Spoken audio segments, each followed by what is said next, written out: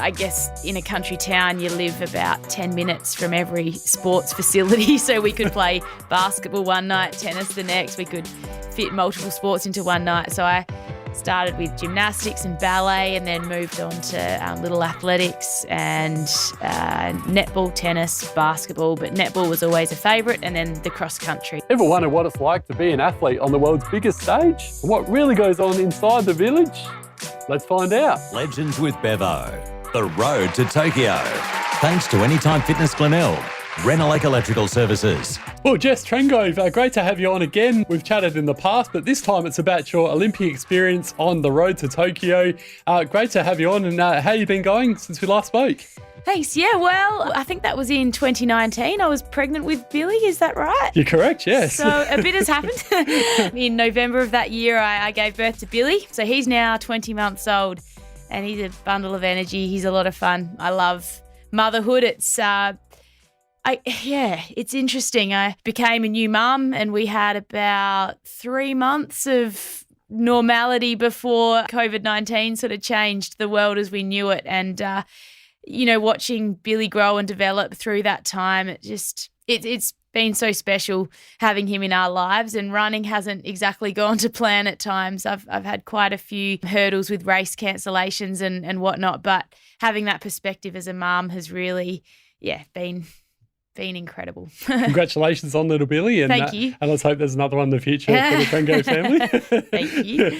Now, we'll get back to your journey, Jess. It's been a very interesting one. Obviously, you had your brother Jack, who's gone on to play great footy at Port Adelaide. He was the captain of Melbourne back in the day as well. But talked us through your journey growing up, and was there a rivalry between you and Jack? Did you, who I guess, won the races between you both, that sort of thing? Well, I'm glad that Jack does love running. We actually really enjoy running together now. He's living in Adelaide at the moment and playing footy for the Old Scholars team, and we get to go for some jogs together, and that, I guess, shared love for running did start from a young age. So he's 4 years younger than me, and we grew up in the southeast in Narracourt, and I have a sister who's 2 years younger than me as well, and we enjoyed every sport that we could basically poke a stick at, really. I guess in a country town, you live about 10 minutes from every sports facility, so we could play basketball one night, tennis the next. We could fit multiple sports into one night. So I started with gymnastics and ballet and then moved on to little athletics and netball, tennis, basketball. But netball was always a favourite, and then the cross country. And Jack and I and Abby as well would train a bit for cross country and for sports days. I remember, Mum and Dad would often be quite busy after school with work, and we'd had a babysitter some nights, and we'd make a little discus at home. We had a sand pit, and we practiced all of the different sports day events in the lead up. So we had that determination and drive to do well from a young age. And initially I was the tall one, the stronger one, because I was the oldest, and I'd sort of have, say, a basketball tussle against Abby and Jack. And then as time went on, Abby became taller than me. Jack was taller than both of us, and it started to be Abby and I onto Jack, and he leaves me for dead in most sports battles now, particularly table tennis. And if we ever have a hit of golf, actually there's nothing other than the marathon really that I can think of where I'd beat Jack at the moment. Sounds a bit like my family, very sporting family growing up as well, with lots of rivalries with a younger brother and a younger sister. So I know all about that. Good times. And your Olympic experience, Jess, growing up as a kid, what was your Olympic experience like? Who did you sort of look up to? I know personally mine was Linford Christie was my favourite, and talking of the running side of things, but what about you? So my first memories of the Olympics would have been vaguely maybe Atlanta. I think I did a school project, and that's when I started to really develop an interest in the Olympics, in the movement, and just the values. And I think at school we talked about all of the different countries, coming together. And then in 1996, it was Barcelona 92, 96 Atlanta Olympics. That's when I have some really strong memories of coming home from school, turning on the TV, and particularly watching our swimmers. I remember Susie O'Neill, Kieran Perkins, and just being inspired and thinking I would love to be an Olympian one day. And that's when I was 8 years old, and I was sort of daring to dream, and I had that big goal that I put out there, and I asked for an alarm clock for my birthday, thinking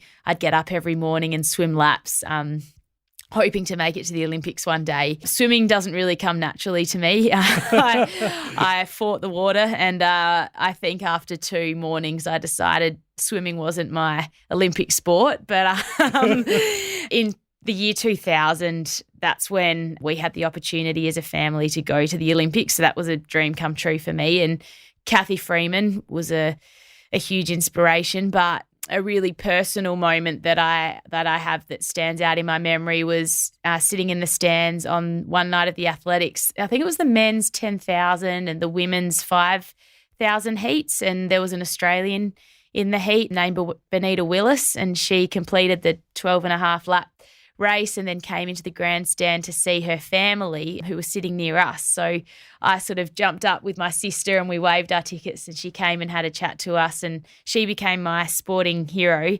And we actually ended up on the team together for the London Olympics in the marathon. So by that stage, she'd stepped up in distance, and she's still someone I talk to today and seek advice from. She's been an incredible role model. What an amazing story. Yeah. That is one of the coolest things I've ever heard. Wow. And your own experience with the Olympics, 2012 was your very first one. What was the feeling like when you found out you were going to be competing at your first Olympics, Jess? I can still remember my very first marathon in Nagoya in Japan in March of 2012. I didn't really know what to expect. There seemed to be nothing to lose in this attempt to run a marathon with that Olympic qualifying time in mind of 2 hours and 32 minutes. So my coach and I flew to Japan together, and I was really just in there to experience the marathon and see how I'd go over the distance. And at halfway, I remember feeling like my muscles were just cramping a little bit and thought, oh dear, this could be a long road home. But kind of kept going. And then at 34 kilometres, I remember seeing Adam in the crowd, and he was bouncing around excitedly saying, "You're on pace." And that really just fired me up. And I thought, I'm on pace to make the Olympic team. And even though my legs were almost giving way on me, I remember my hamstrings twinging and all sorts going on. I just had that Olympic goal at the front of my mind and entered the stadium, and I saw 2:31 flash over on the digital clock, and I had to get under 2:32. So I just had a short, sprint home. It wasn't a sprint at the time, but crossed the line, and that was sort of that Olympic dream come true. So I then had a few months to get myself recovered and ready to compete at my first Olympics. Phenomenal. What an amazing achievement. And I could just imagine how that feeling, knowing that you'd actually qualified for it as well. And yeah, you mentioned, or you sort of briefly touched on it just before, the lead up to the Olympics. Obviously with swimmers and that sort of thing, they can, regularly swim their laps every day and what have you. And, especially the short distance swimmers, they can prepare them ready for races on the actual Olympic stage. How does a marathon runner though prepare for your very first Olympics, if that makes sense? 2012 Olympic preparation was very different to 2016, because in 2012 I hadn't really, set myself up to go to the Olympics that year. I was still working. I think it was almost full time at a physio clinic, and suddenly you make the team. Well, to be honest, I didn't know I'd made the team until June, which is when the final selection was made. So from March until June, I had this nervous wait to see whether anyone else would run faster than me and take my spot. So when I was finally secured on the team in June, I had a lot of paperwork to fill out. You've got, uniform sizing charts, you've got media, commitments, and you sort of, it's just a whirlwind. And I remember actually being really stressed. I'm trying to get the best training of my life done with all of these other things going on. So when I finally got to Tonbridge, which is a beautiful community in outer London in England, where we trained for, I think it was about 2 weeks before the Olympics, I just felt relieved I could finally just focus on the job at hand, and really enjoyed that time at the camp. I did go to the opening ceremony, which was, I think, a week before my race, or maybe a little bit longer before my race, and that was a huge event. We were sort of on our feet all night, got home at I think 3 a.m. or something, which isn't ideal preparation, but I have no regrets. It was such an amazing experience, and one that I didn't get to have at the Rio Olympics. We were still at our team camp when the opening ceremony was held. So, yeah, it was a crazy preparation, and certainly I felt like I was just trying to find my feet a lot of the time and trying to fit everything in. But come race day, I felt like I was ready and able to just absorb the experience. It's interesting you mentioned before about the opening ceremony. It's amazing how many people I've spoken to that ex-athletes and ex-Olympians, Jess, didn't actually march in the ceremony because, like we had, example, Patrick Jonker, who was an endurance cyclist. He wasn't able to. We had Rach Bug, who was like a diver, because they were competing in those first few days. So it feels like an amazing achievement and quite special that you're actually able to go to the ceremony. That's right. Yeah. I mean, I think in Rio, we were actually in Florida, or we were still in America when it was on. And then in the Glasgow Commonwealth Games and also the Gold Coast Commonwealth Games, for whatever reason, I couldn't march as well, whether it just wasn't ideal for preparation or I wasn't actually in the city at the time. But yeah, to have had that London experience was particularly special. I remember it very vividly, and just the anticipation of standing outside of the stadium waiting for Australia to be called. It was probably an hour or so while the actual spectacle was taking place, and we couldn't see it. So everyone afterwards just said the London opening ceremony was something else. There was, I think, a bit of Mary Poppins and all of these things going on, and we could just hear some noises, and then finally got to enter the stadium and there were just flashing lights everywhere. Maybe I'm a little bit biased, but I still reckon ours was the best in 2000. Yeah, so. I remember that one. Yeah, Nikki Webster and Kathy lighting the cauldron. It was amazing. Yeah, and all the other Aussie history and that sort of thing as well. Yeah. I think it's definitely when you're an Aussie and just that feeling, knowing the history of everything we've been through, and it just sort of, I guess, maybe it is a biased thing, but I think that was definitely my favourite as well. Yeah, so, yeah. And 2012, when you're actually inside the village, Jess, what was that feeling like? Because I've heard some interesting stories before about water bomb fights. There was like Atlanta had about 9 McDonald's there. And what was your village experience like? So I really loved the village. I was blown away when I entered the food hall for the first time. It's huge, and there's just every, country's cuisine on offer, and I love food.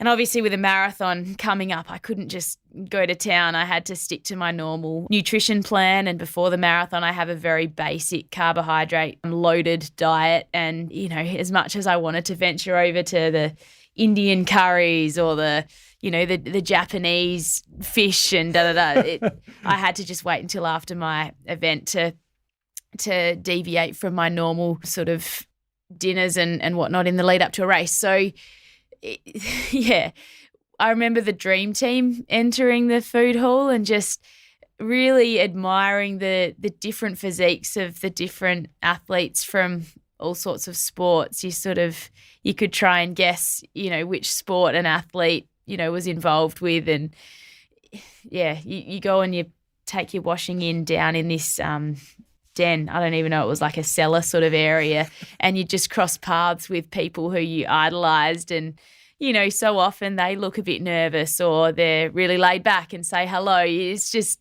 it's an amazing experience to sort of all suddenly be in one place living together and feeling like you've got this special thing in common. Do you sort of get selfies with them and that sort of thing? And like you mentioned, you sort of say g'day. Do you have a big conversation with some of these people, or you're just a bit too shy, or you're just too focused on your event? I certainly felt with the Australians that you could strike up a conversation and, generally everyone's responsive, although if it's clearly, you'll know when the cycling's on or when the swimming's on. And so if you see a cyclist or a swimming during their key competition time, you just let them go about their thing. You don't want to, potentially throw them on the morning of their event by holding them up or something. So you've got to pick your times to speak to athletes. But selfies and whatnot, you acknowledge that the athletes are probably copying a lot of that outside of the village, and you sort of respect that the village is their place to probably feel like they can just chill and not have that. But most people, when they see a Usain Bolt or someone like that, I think he laps it up. You can pick which athletes aren't, too worried about grabbing a quick selfie. He seems like an absolute ripper. I'd like to meet him. So. I met him in the lift at the 2017 World world champs. He was with the whole Jamaican sprint team, and how good. it was pretty cool. And the actual event, Jess, the marathon event in 2012 and 2016, give us a bit of a feeling in terms of what the buzz was like competing in, your first marathon, firstly in 2012, and your second Olympics in 2016. So in 2012, I was lining up, as I said, as a teammate with Benita Willis, my idol, and Lisa Waitman, another runner I'd really looked up to. And I just thought, let's learn as much as I can from these two athletes. So it started bucketing down just before our race. And then we sort of went out into the athlete area with, I think there were 138 competitors that day. And I saw my mum and dad in the stands and gave them a bit of a wave and sort of felt the warm fuzzies, and it was very surreal. The gun went and I just tried to find my pace and my rhythm, and we did 3 loops of the course, so I got to see mum and dad every time I came around, although coming into the final lap, I think they were waiting in a coffee line somewhere. They got stuck, and so I didn't get to spot them on that lap.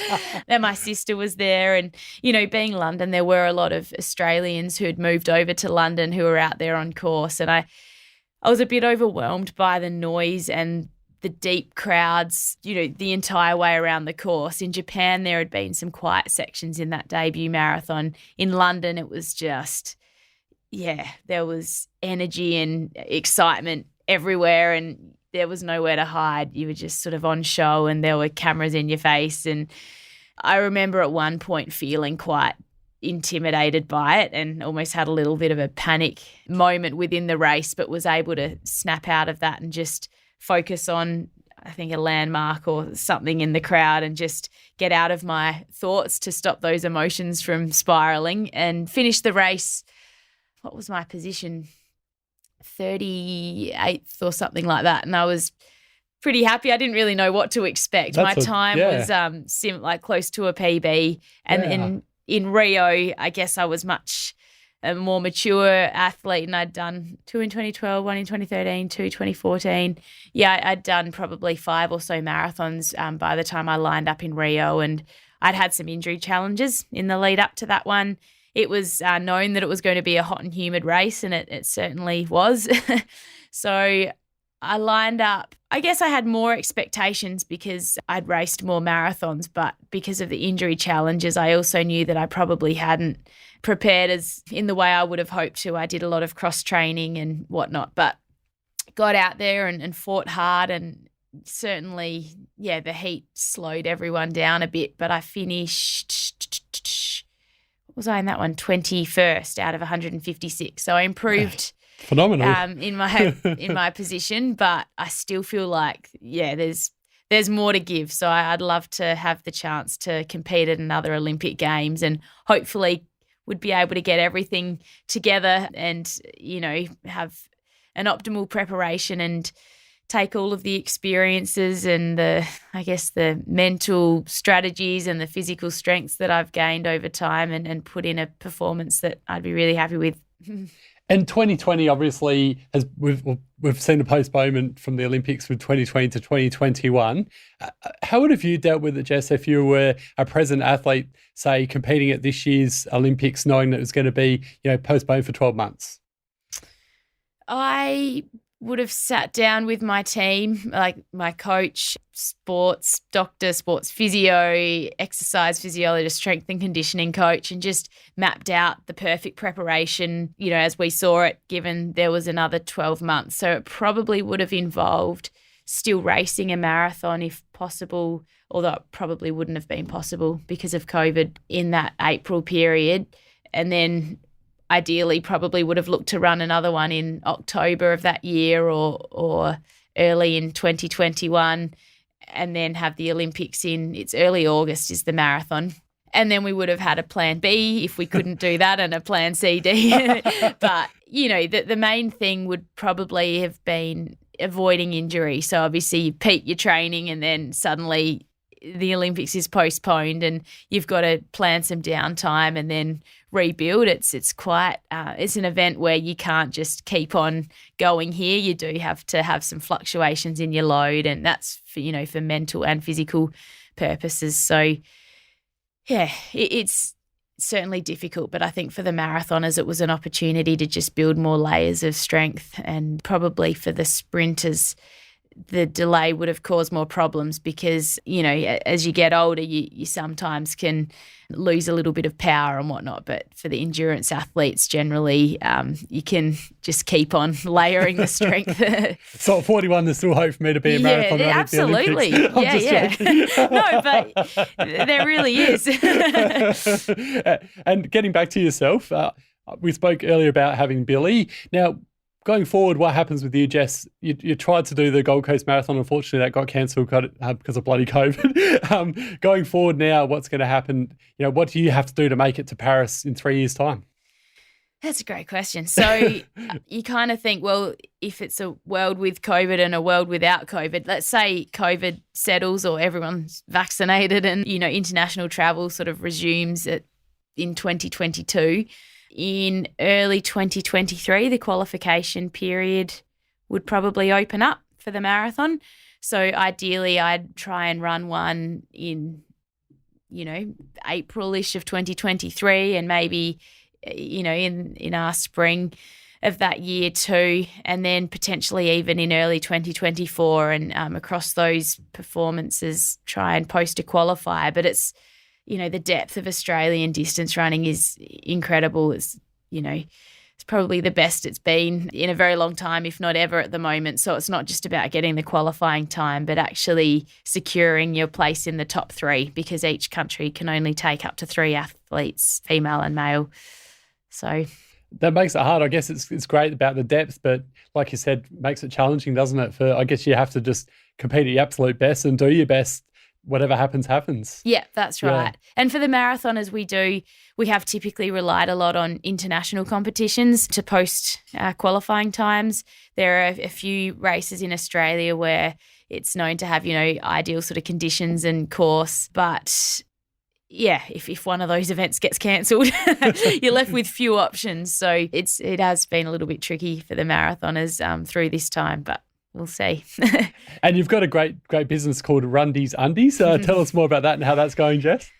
Yeah, well, that's been going for a while now. So I think, started selling them in early 2016. The idea, I guess, was stemmed from, me wanting to have just consistent, comfortable running undies available. And then my brother, Jack, was saying, well, I play footy and bathe at like Speedos. So, some good footy undies would be good too. And then my husband Dylan was all excited and said, well, let's start a business and hopefully it'll enable us to give back to the running community in some way with time. And so that's been our goal all along with it is, one, it fulfilled our needs, but two, we've been able to support some runners and get to know more runners. We've been able to go to events and set up stalls, provide prizes for running groups and running events, and it's just a hobby. But yeah, we sort of do what we can with it with the time we've got, and we'd like to keep evolving it. But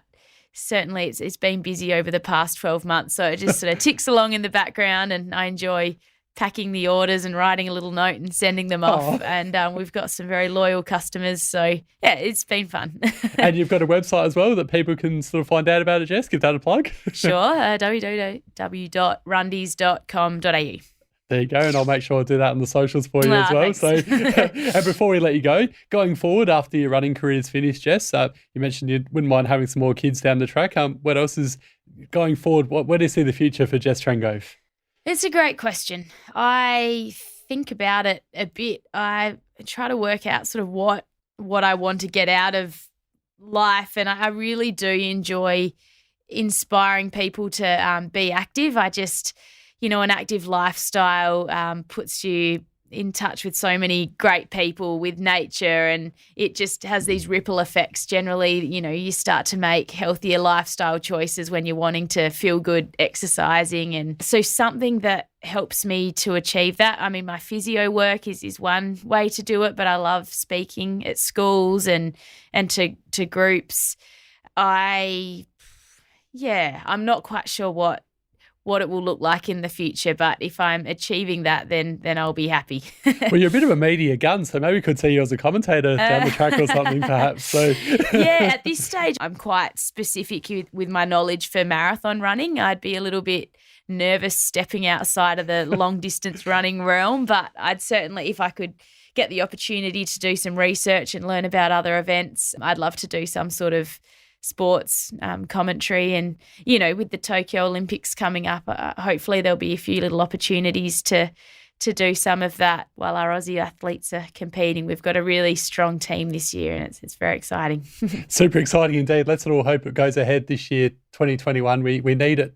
Everyone just wants it to go ahead, well, except for maybe the Tokyo locals perhaps, but majority of people want it to go ahead. So I think it'll be fantastic for everyone. And after the last 12 months, it's just what we need, I reckon, Jess. Yeah. So, hey, thank you so much for joining us today on the road to Tokyo. It's been a pleasure having you on. Just hearing such an amazing insight into your experience with the Olympics, and we look forward to speaking in the future and wish you all the best going forward. Thanks, Bevan.